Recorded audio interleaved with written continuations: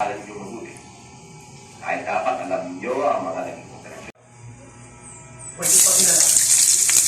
Dahil sa akin natin natin naman at puso na tao. Sir, hindi nyo na pwede gawin ba yan para sa mga kayo natapos? Pero, pinaplano na nila ang nakulang si Tena. Ikaw ipalaban sa akin. At yan ay dahil sa kabubuhay ng lahat. Ito, tapos na.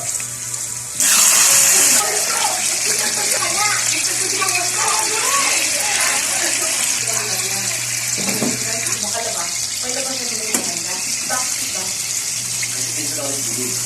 Nirigin lang sa bago yung dapat sa ito. Pinag-report na sa buwan. Ito tayo sa ospital. Saka nandun pa rin ngayon.